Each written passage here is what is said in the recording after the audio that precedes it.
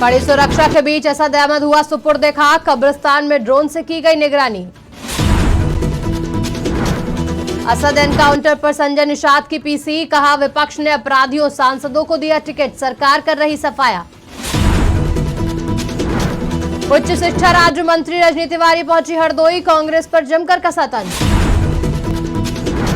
औरैया में आबकारी विभाग ने की कार्रवाई, आबकारी विभाग की कार्रवाई से मचा हड़कंप।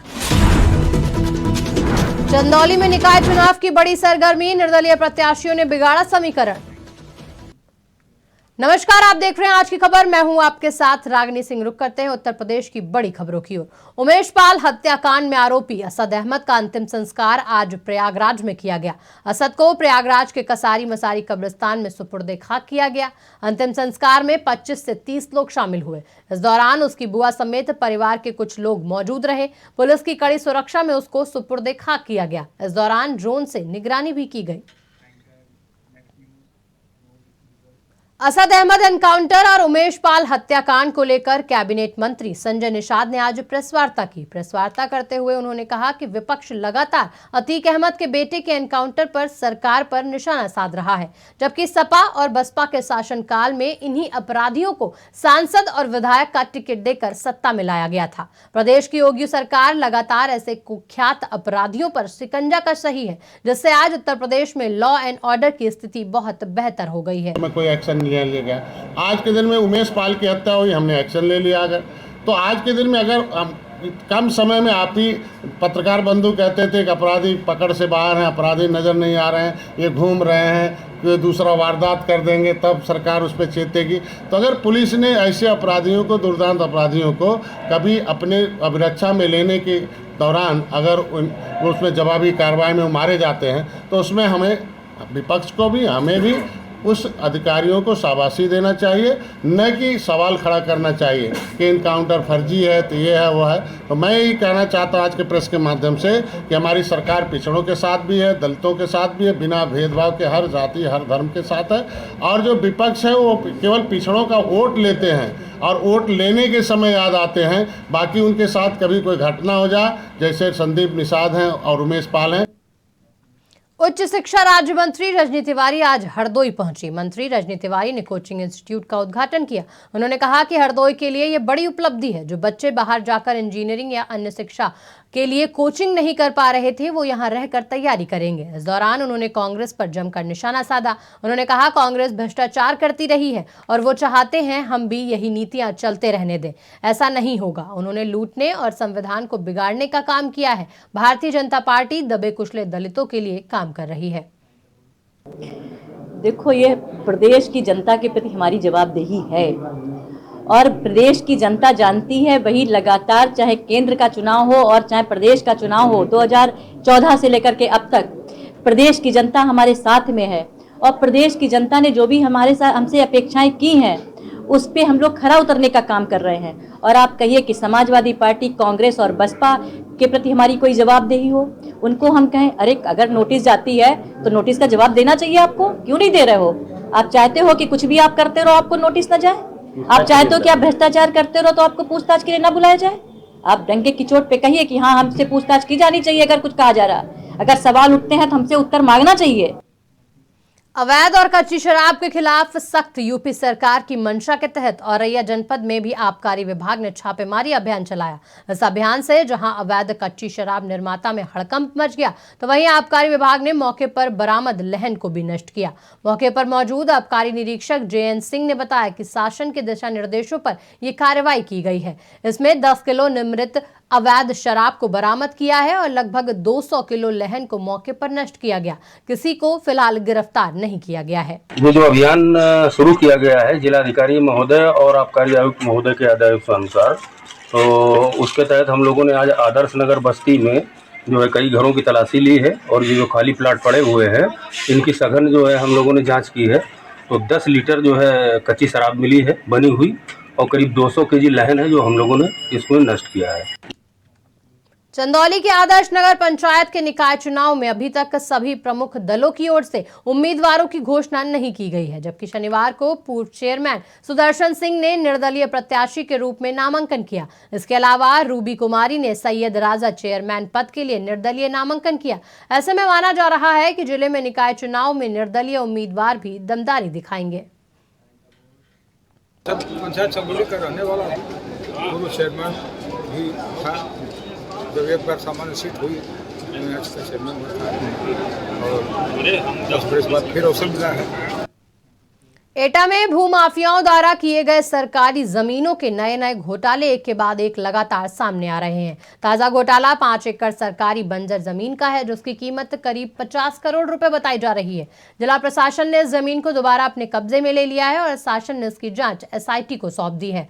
आरोप है कि इस भूमि पर भूमाफिया नरेंद्र देव उपाध्याय और उसके साथियों ने अवैध रूप से कब्जा कर सरकारी non-ZA की बंजर जमीन पर कॉलोनी बनाकर प्लॉट बेच दिए हैं, जिसमें अधिकांश मकानों के निर्माण भी हो चुके हैं।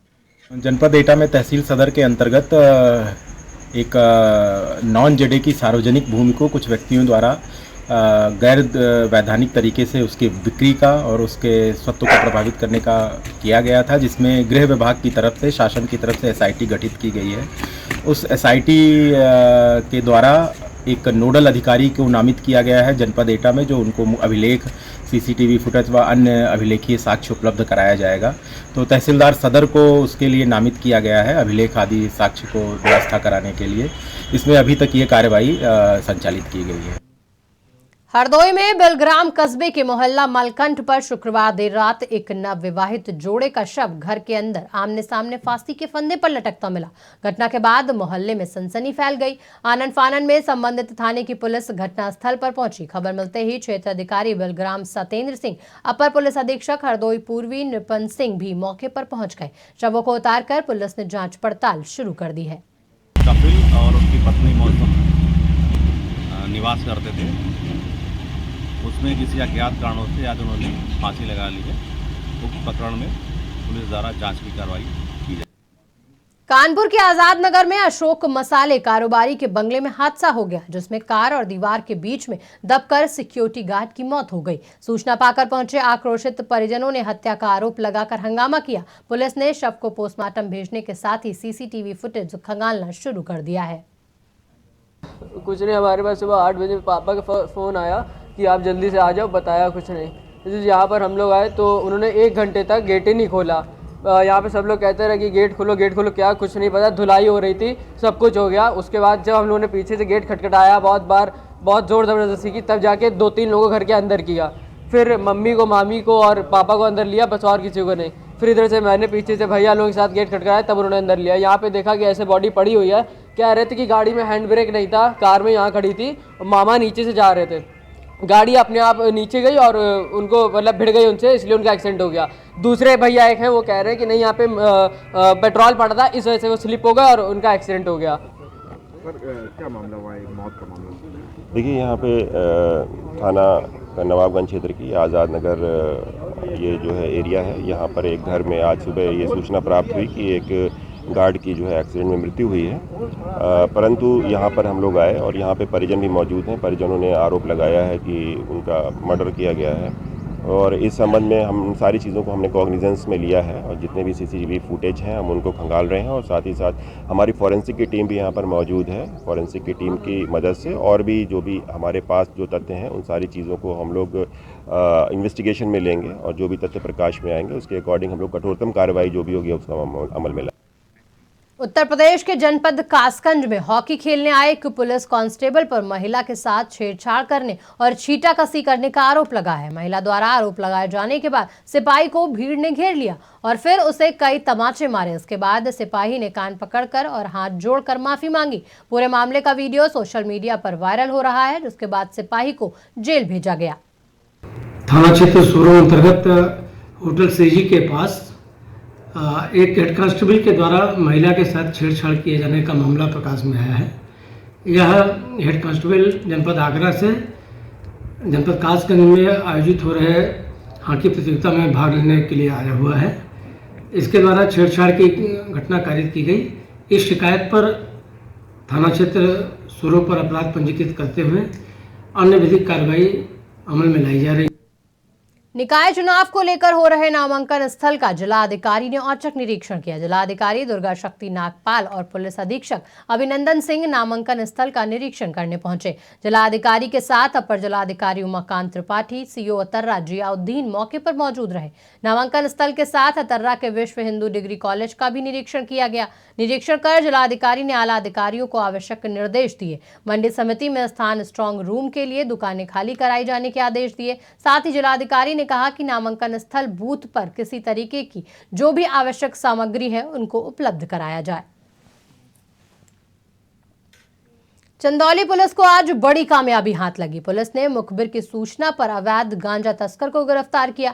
मुखबिर की सूचना पर पुलिस ने छापेमारी कर 28 किलोग्राम अवैध गांजा बरामद किया, जिसकी अनुमानित कीमत 4,75,000 बताई जा रही है। इसी के साथ पुलिस ने एक तस्कर को गिरफ्तार किया। पूरा मामला बबुरी थाना क्षेत्र के लेवा मोड़ का बताया जा रहा है। जनपद चंदौली में पुलिस अधीक्षक महोदय के निर्देशन में मादक पदार्थों की तस्करी, परिवहन एवं अवैध बिक्री के विरुद्ध सघन अभियान चलाया जा रहा है। इसी क्रम में आज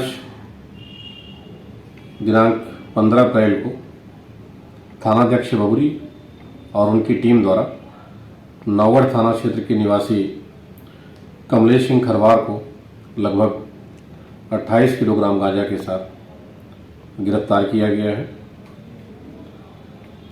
गिरफ्तारी के बाद इनसे सघन पूछताछ की जा रही है। गांजा के उमेश पाल हत्याकांड में आज अतीक और अशरफ की निशानदेही पर छापेमारी की गई। अलग अलग जिलों में करीब 1 दर्जन से अधिक स्थानों पर छापेमारी हुई। प्रशासन द्वारा प्रयागराज, कौशाम्बी, फतेहपुर समेत कई स्थानों पर छापेमारी हुई। अतीक अहमद की निशानदेही पर करीब 100 से ज्यादा संपत्तियों पर प्रवर्तन निदेशालय ने छापेमारी की। इस दौरान इन संपत्तियों को ईडी ने जब्त कर लिया। जानकारी के मुताबिक अतीक अहमद के करीबी वकील खान और बिल्डर खालिद जफर समेत कई करीबियों के दर्जन भर से ज्यादा ठिकानों पर छापेमारी हुई है। फिरोजाबाद के सिकुआबाद रेलवे स्टेशन पर भीषण गर्मी के कारण महिला की मौत हो गई। कालका एक्सप्रेसवे से शिकोहाबाद से प्रयागराज संगम में स्नान को जा रही 45 साल की महिला की भीषण गर्मी और भीड़ के कारण बेहोश हो गई। परिजनों ने तत्काल इसकी सूचना जीआरपी को दी। जीआरपी पुलिस परिजन लेकर शिकोहाबाद जिला संयुक्त अस्पताल पहुंचे, जहां अस्पताल ने चिकित्सकों ने महिला को मृत घोषित कर दिया, जिसके बाद परिवार में कोहराम मच गया। जीआरपी पुलिस ने शव को कब्जे में लेकर पोस्टमार्टम के लिए भेज दिया है। ट्रेन में जाते समय बाँ में भीड़ की वजह से दब गई, उसमें बेहोश हो गई। नीचे उतारा तो नीला पड़ गया था। इलाहाबाद के लिए, शिकाबाद से इलाहाबाद के लिए ट्रेन पकड़ी थी। डॉक्टरों ने कहा दम घुट के मृत्यु हो गई। ये महिला मृतक महिला गीता देवी हैं। ये अपने परिवार के साथ इलाहाबाद जा रही थी। कौन सी गाड़ी थी? कालका एक्सप्रेस से। तो काफ़ी भीड़ भाड़ थी, तो वहाँ इनका सफोकेशन सी हुई और बेहोश हो गई। तो इनको डॉक्टर के पास भेजा गया, तो डॉक्टर ने घोषित कर दिया इनको। ललितपुर में शराबी पति की प्रताड़ना से परेशान विवाहिता ने 2 बच्चों के साथ एएसपी से सुरक्षा की गुहार लगाई। शराबी पति की गाली गलौज, मारपीट और घरेलू प्रताड़ना से तंग आकर पीड़िता एसपी की चौखट पर पहुंची। महिला ने शिकायती पत्र देकर पति सहित तमाम ससुरालियों के खिलाफ कार्रवाई की मांग की। महिला ने शिकायत में ससुरालियों पर भरण पोषण की जिम्मेदारी से मुंह मोड़कर आर्थिक और मानसिक रूप से परेशान करने का आरोप लगाया। ये पूरा मामला तालबेहट क्षेत्र के अंतर्गत स्थानीय कस्बे का बताया जा रहा है।